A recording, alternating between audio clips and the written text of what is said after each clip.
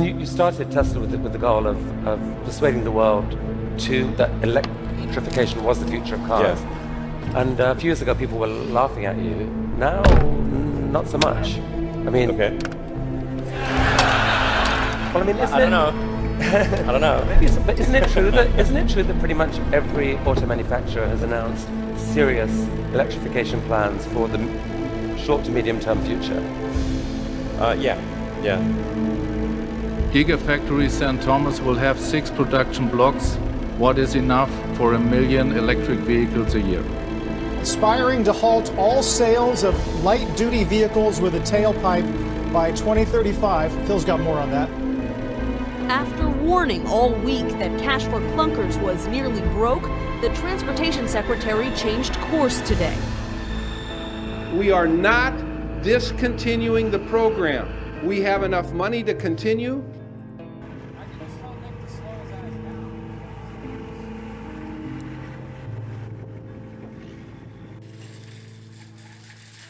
I think there will still be a small amount of people that will kind of carry it and do it, but it won't be like it was.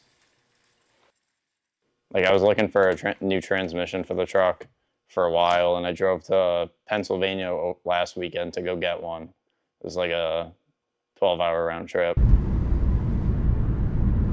You gain so many different skills working in this career, like problem solving and communication, and I've seen a lot of guys leave and get higher paying and more involved jobs in different categories because they were able to grow as a human. A lot of cars that are on the road that aren't hybrid or full electric vehicles. So I think the people that don't want electric cars now or don't plan on getting one in the future, they're going to keep fixing their older gas and diesel trucks. Off the brakes. I'm gonna... You want me to go back and look for you? No.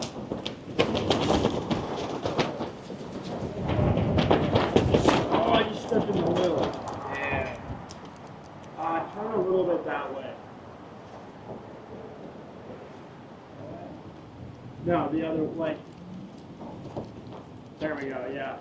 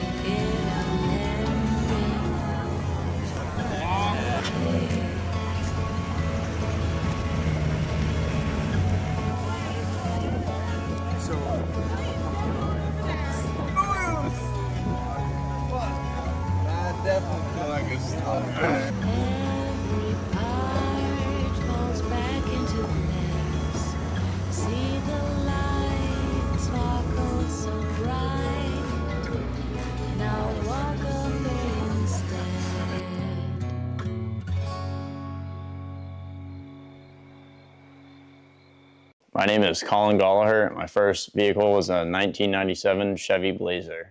Time for love again.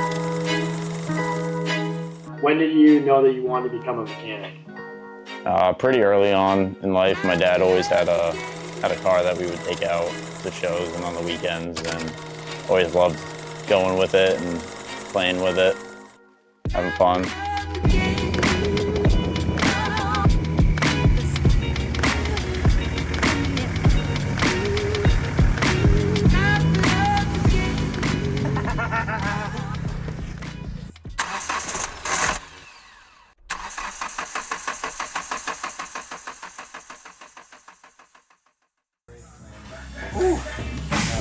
We're close. This one's cracked in the middle. We're close.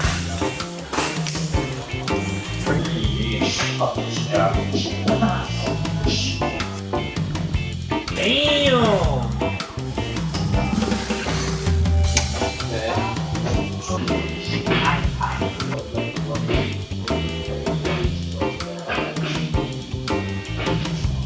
Oh, that's an old McDonald's cup. No, it's new. It's 2024. Oh, that's the collector's cup I was seeing. Edition, dude. Wow. Got Big Mac. Is it plastic? Fuck yeah. Wow. It is. But it was free. So now it's my work cup. Collected. Yeah, I didn't know they were like that either. Sick. 2v1. I'm the winner.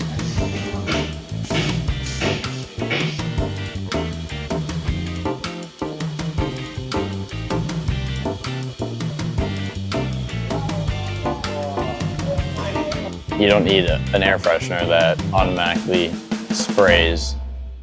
I feel like it's kind of, some people it's like an extension to them, like they've had it for 10 plus years, and they've just put a lot of work into it, and you can kind of see like who they are as a person, kind of just seeing what they bring and how they do it.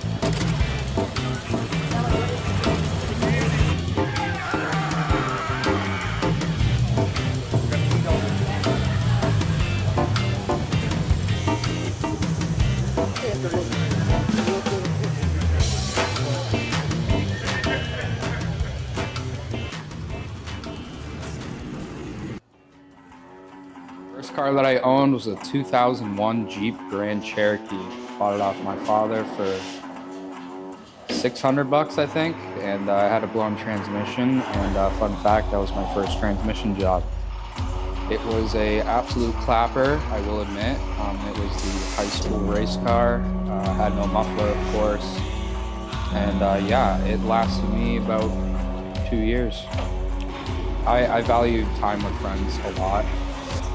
I've been to too many car meets / shows to count, but I do enjoy the cars, obviously, but not every time you go to a small pop-up meet, you're gonna see your dream car.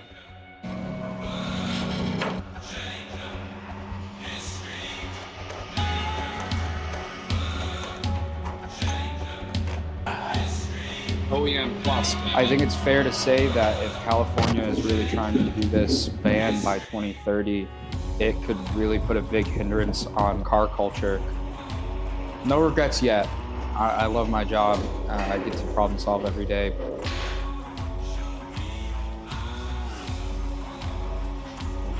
My name's Dylan Gardner, born and raised in a small town in north of New Hampshire. When was the last time you saw a Tesla Model S with a twin turbo swap? You haven't, because they're boring cars. They get you to A to B, and that's about it. Always being around the repair shop, talking to the mechanics, seeing how mechanical things work. I was really interested in it as a kid. Because what little boy doesn't want to be just like their dad when they grow up? So I spent a lot of time over there, learned a lot, and really grew a love for cars. Well, not unless I was forced to, I'll say that. Hi. Was he getting a dry patch? Dylan Gardner.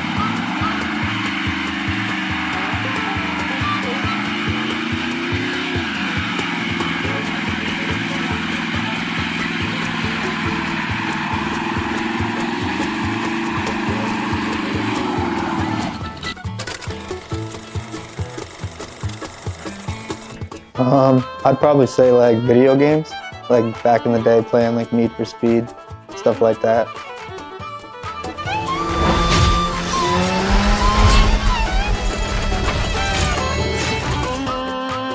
I don't even really listen to the music that much. I just like to listen to the motor. Yeah, I don't like Russ. I think it sucks. And honestly, everybody's got their own style, you know? But it's just doing what you want to do because you want to do it at the end of the day.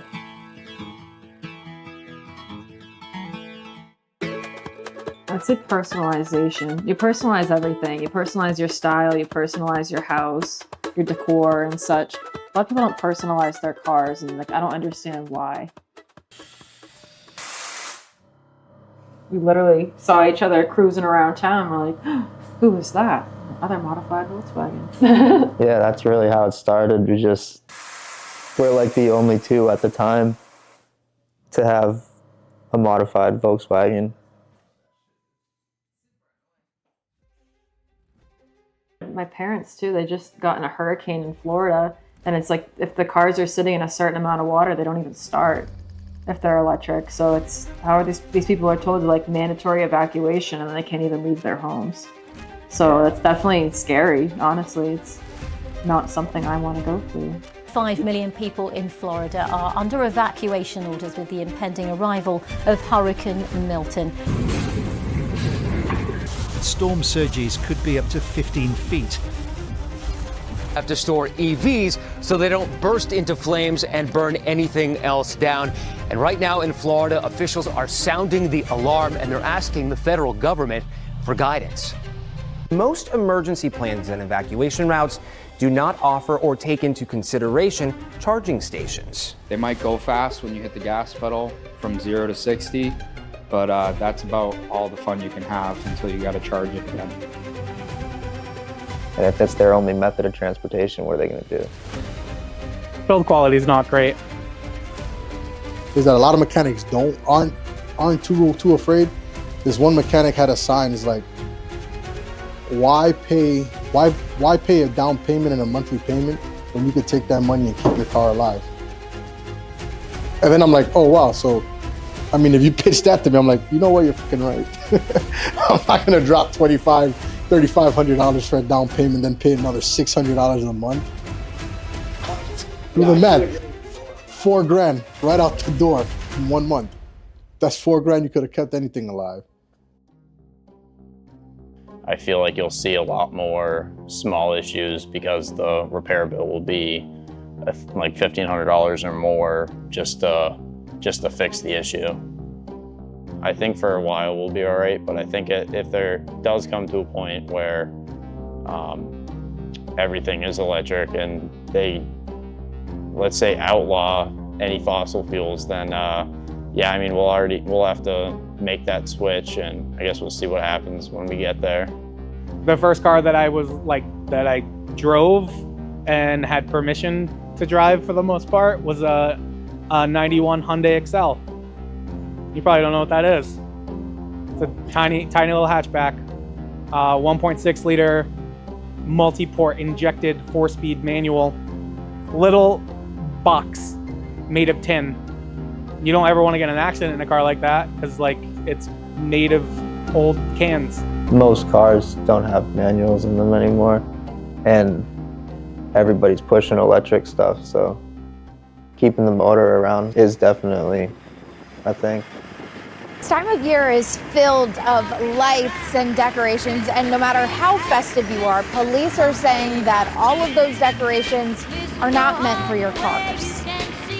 Deck the halls, but not your rides. Rocking around the Christmas tree, let the Christmas spirit ring. Later we'll have some pumpkin pie and we'll do some caroling. You will get a sentimental feeling when you hear voices singing, let's be jolly, deck the halls with boughs of holly, rocking around the Christmas tree, have a happy holiday. Everyone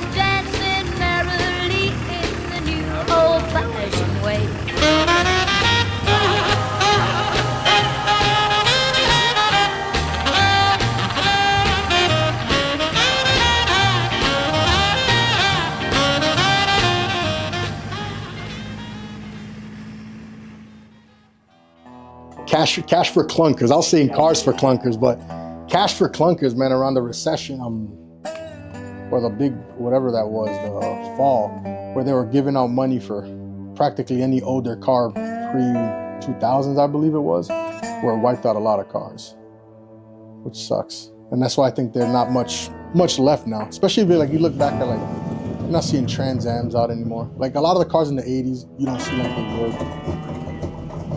Trans Ams, Firebirds, even Rabbits you don't see on the road on a daily basis.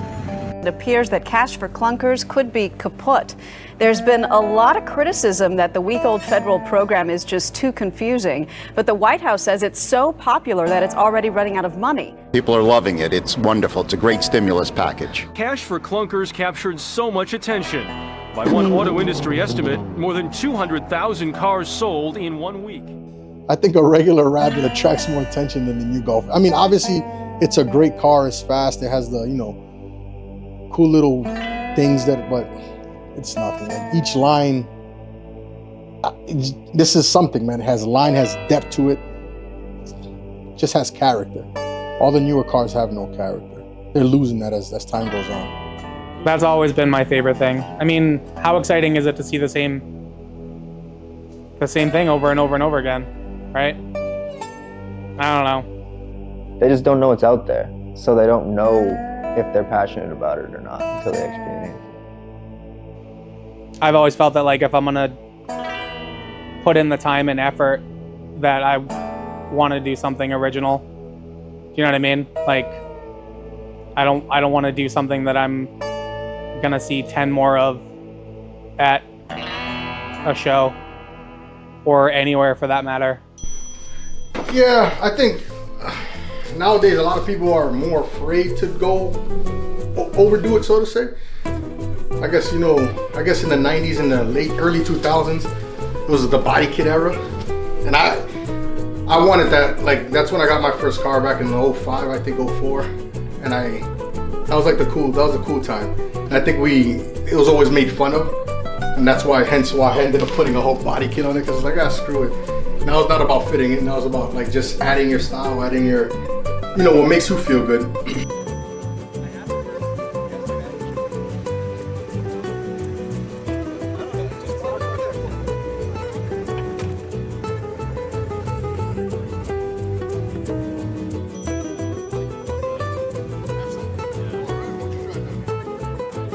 I just sourced these. I was running a different set. This is actually a nice build. It has an ABA block with a G60 head, so it moves. It's quick. It isn't analogy. It's like this stuff is raw. That's the thing I like. It's like you drive this, you hear everything, you feel everything. Electric cars, like you don't feel anything through the whole, through the steering wheel. So the feedback from this car, it's great. You feel it, man. You feel everything. So we're gonna upgrade to this. So it's essentially gonna look. I mean, we'll see. It's a work in process as you can see. So if it's too far gone and there's not much repairing left to do, if the whole car is rotting out, we like to have a little bit of fun. If it runs good, transmission good, and it stops, it's got 4 tires. Around here, we do enduro races with them. Basically, you just strip the entire interior out of the car, chain up your bumper, weld your door shut, and go race with 200 other cars around an oval for 150 laps.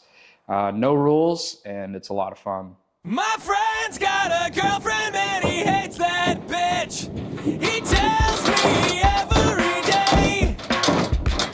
He says, man, I really gotta lose my chick in the worst kind of way.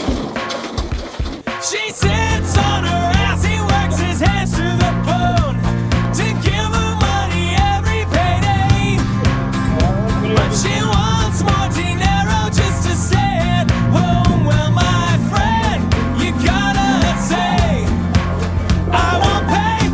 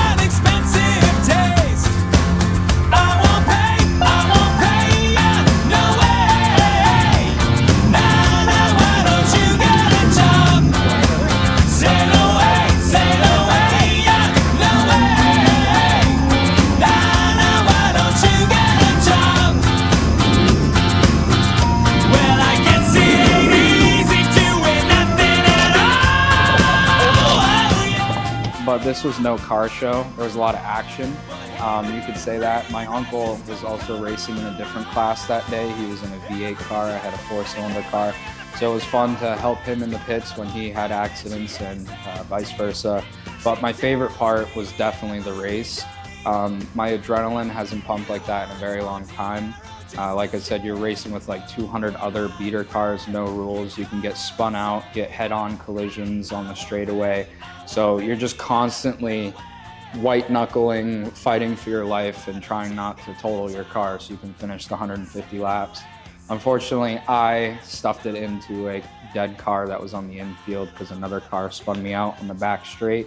But I finished 45 laps, and it was the best 45 laps I've ever done on any racetrack. It was really fun. Say no way, say no way, yeah, no way. Nah, nah, why don't you get a job?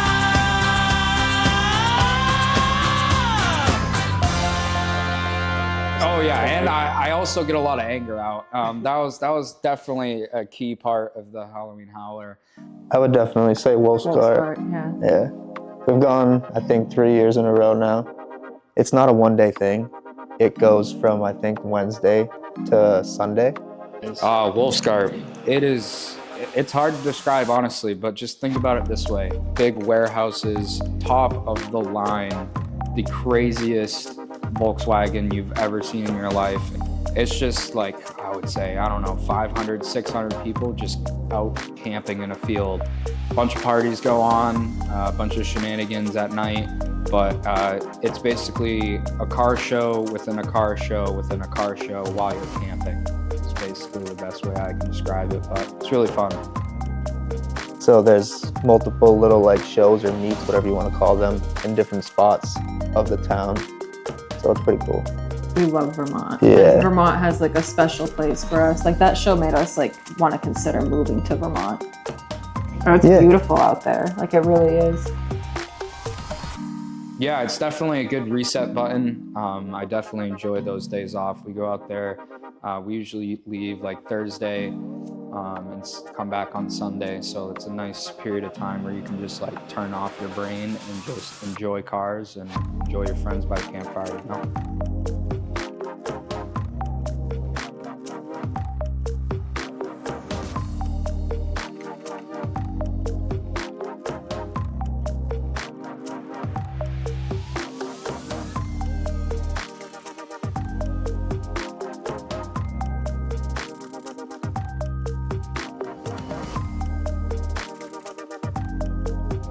I completely encourage other females to get, more acknowledged about what they're driving every day. It's crazy. There's a lot of people driving cars and they have no idea how they even function. And it's all fun and games until something happens or you're somewhere by yourself and you have to explain yourself and you can't because you don't know your car. I've seen plenty of videos of people. I heard the campground gets big tarp that they cover with soap and water and everybody goes crazy. It's a big slip and slide. They all hit each other, throw stuff at each other as they go down. Seen a lot of different stuff.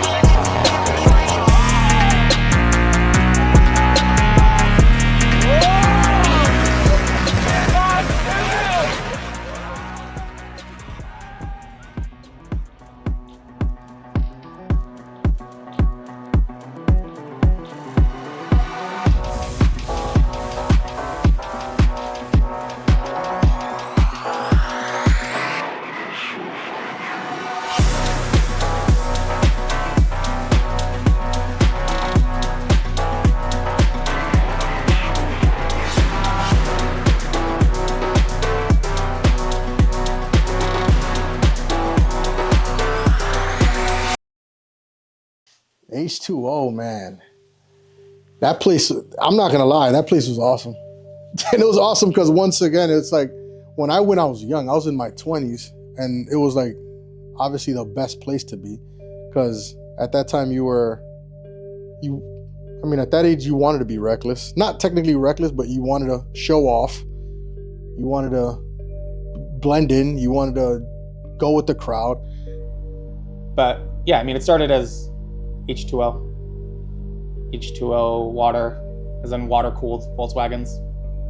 I mean, when I went, I wasn't doing anything, honestly, but it was originally an Audi Volkswagen show, promoted, high-tuned cars. APR at the time was actually tuning cars right there and then, which is crazy. I don't see that anymore, where APR is coming out to tune cars on the spot.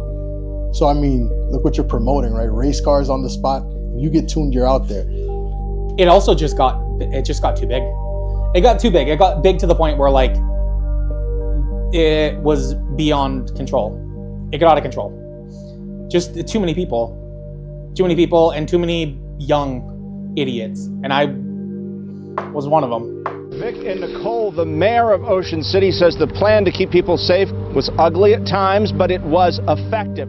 Chaos in Ocean City, more than 100 people arrested. They had the mace, the cans of mace, and it just turned into a mess because more than just Hondas were there. It was just a place to it was like Girls Gone Wild, but Cars Gone Wild. It was like a spring break. So people went there, end of the season show, to just let off and go crazy. But like I said, when I was 20, it was fun. It was good it sucks to say this, but it was good to see it from the sideline. But it sucks because it ruined it. Because that's such a cool town. Nice strip, nice roads, nice beach. Everything about it is nice. It's a lot bigger than Wildwood. Same vibe. Wildwood is obviously much smaller and much slower.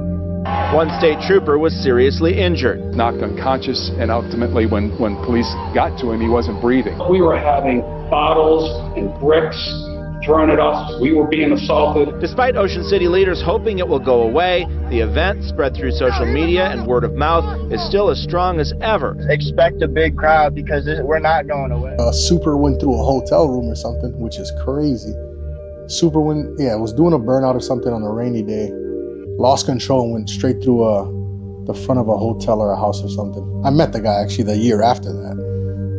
Wild. But yeah, it was some dude in a Mark IV Supra lost control at like triple digits and went up the exterior staircase of like a motel right on like the main drag, right in front of a bunch of people, and like drove up and through this building, like up the stairs.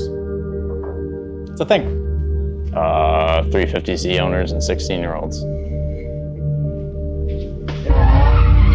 The impact even extended to the Bay Bridge, where cars were doing burnouts. Rebellion that's happening as a result of them trying to crack down. You know what I'm saying? Like, people are like, okay, fine, we're gonna go harder because y'all are being dicks about it. I hope they all have a mutual respect for what everyone wants out of the show. But I think it also is also up to us to hold people accountable. Because nowadays, no one's being held accountable for what they do. So it's like, obviously, we have friends that did stupid shit in front of us, but we never told them, hey, stop, because we thought that shit was cool. So it goes both ways. It's on us and everyone else. So if we can start holding people accountable, then hopefully we can control shit from happening to roots. And I think that's period, right? We got to hold everyone accountable.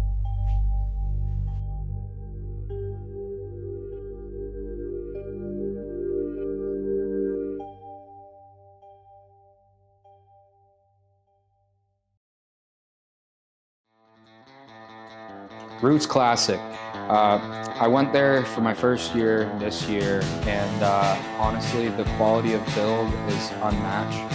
Every single car that I saw there basically was perfect. Wildwood is pretty chill. It's a beachy town, real laid back, kind of reminds me like a West Coast laid back town. I mean, the roads aren't that great though. It was cool. It's a nice chill town.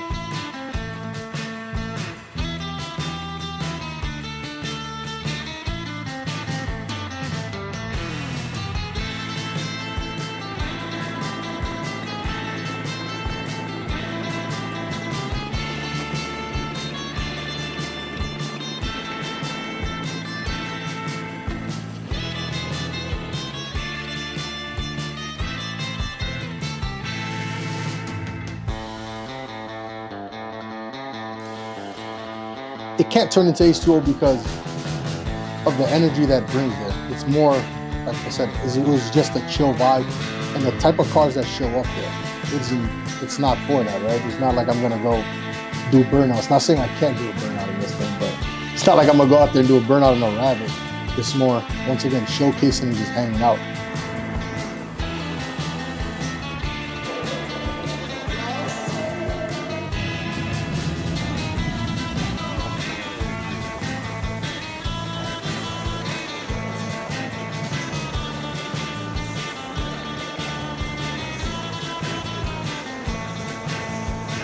It's more about just chilling and talking. So I think the vibes are way different. And supposedly they like us. We haven't had one issue there. The cops are cool there. The locals are, I think, a little crazier than we were.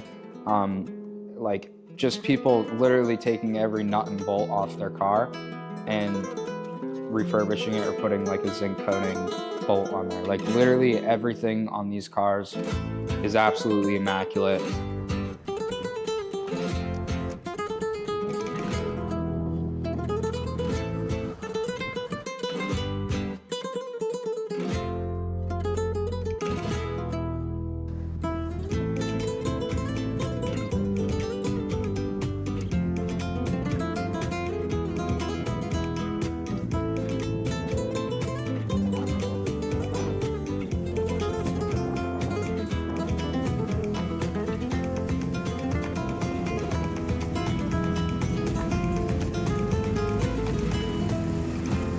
It was basically if you took Wolfscart, took away the camping, and then just gave steroids to all of the alpha cars that were inside the warehouses.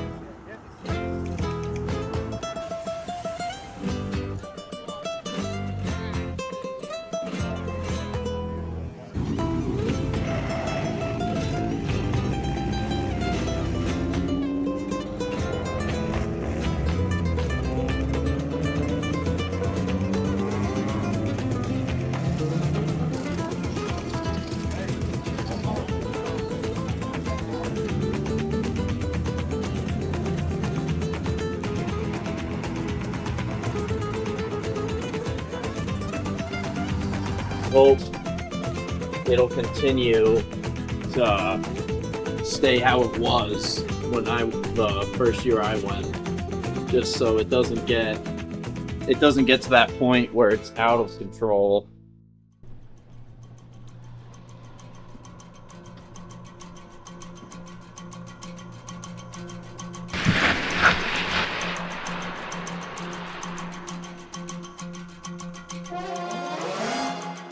My name's Dylan. I'm from Brazil, but people also know me as Tesla Dylan. My first car was a BMW 325xi.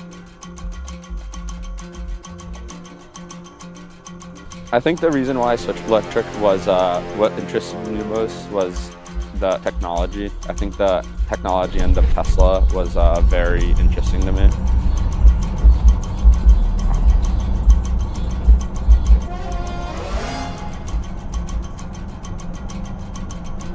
An engine is always more appealing, but Tesla is also a very appealing car. It's got a lot of cool features, and it's very intriguing to have, as one of your vehicles. But I always think that genuinely 911 GT3 RS is a more appealing vehicle.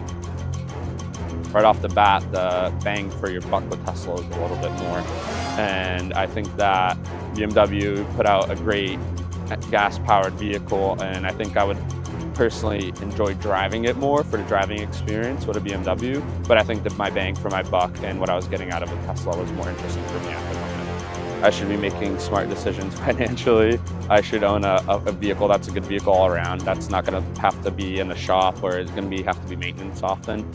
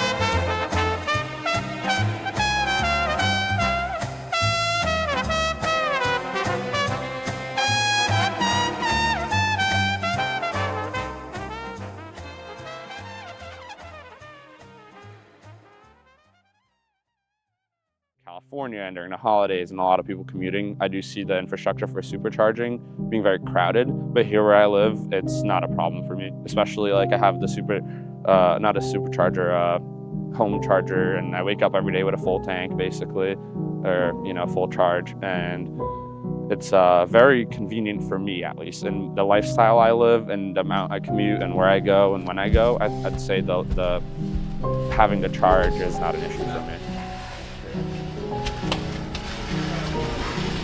Good to see you, man. I'll be back before you change your hours.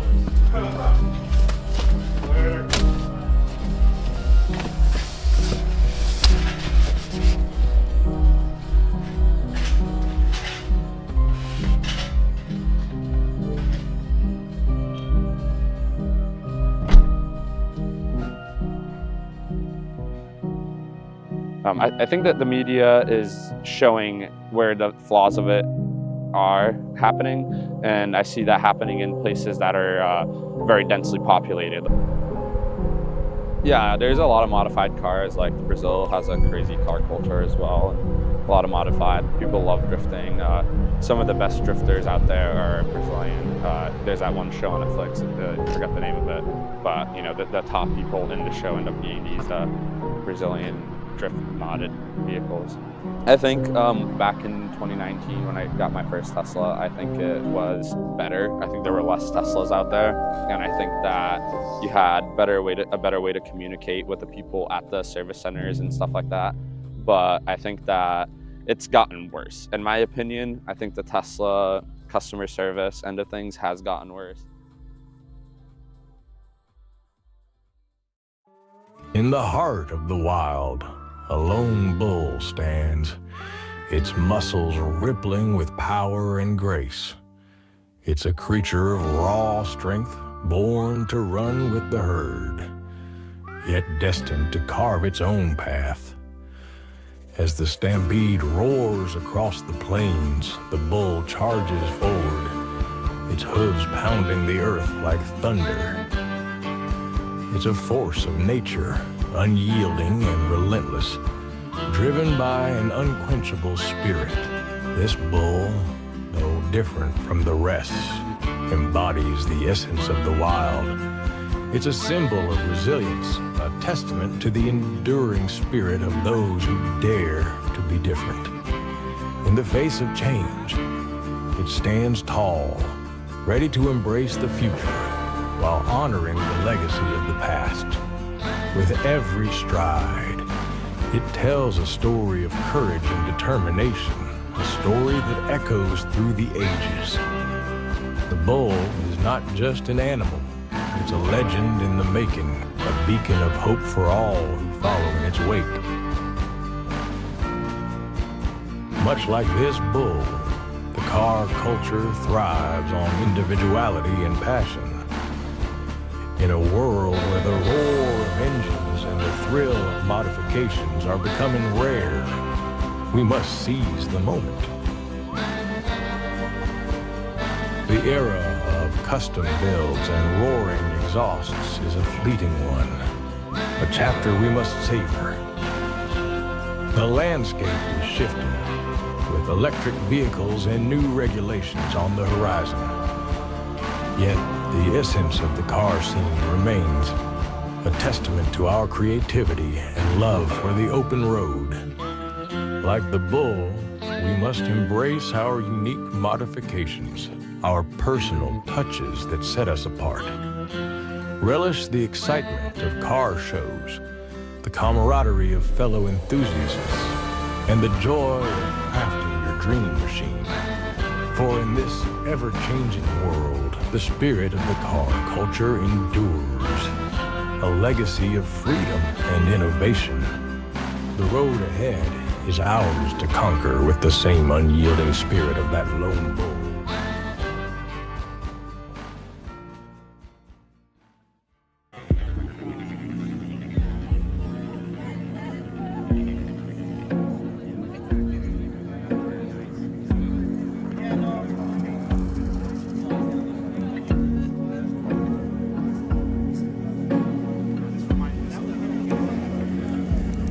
Will you forget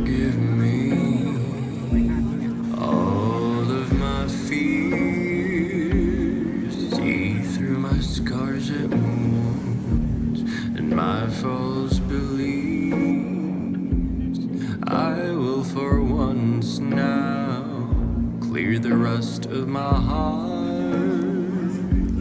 I let you hold the light that sees through my cards.